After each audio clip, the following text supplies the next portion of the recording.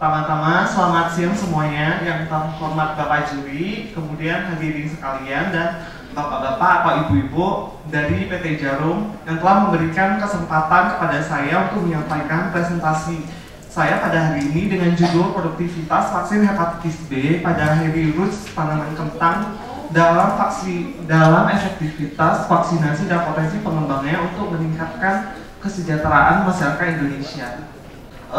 Presentasi penderita penyakit hepatitis B yang ada di Indonesia saat ini itu kira-kira sekitar 20%-an. Kemudian apa sih solusinya? Seperti yang kita ketahui, teknologi di bidang bioteknologi itu ada kultur jaringan, kemudian penggunaan agrobakterium atau penggunaan gen itu dapat menghasilkan tanaman transgenik yang telah dimodifikasi gennya. Jadi fragmen DNA itu telah dimasukkan, diinsert ke sel tanaman. Salah satu contohnya itu dihasilkannya Godelight dengan kandungan vitamin A dan beta karoten yang lebih tinggi.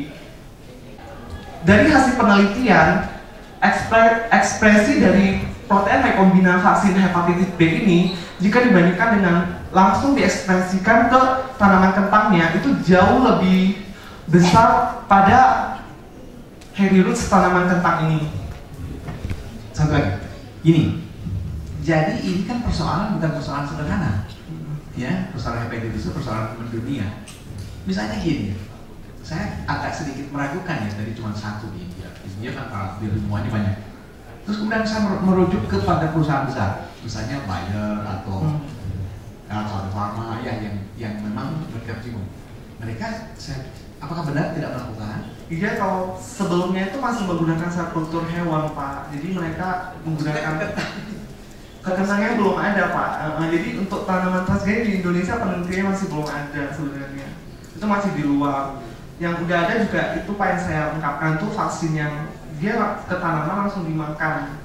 Tapi beberapa menimbulkan konflik akan masuk ke rantai makanan manusia.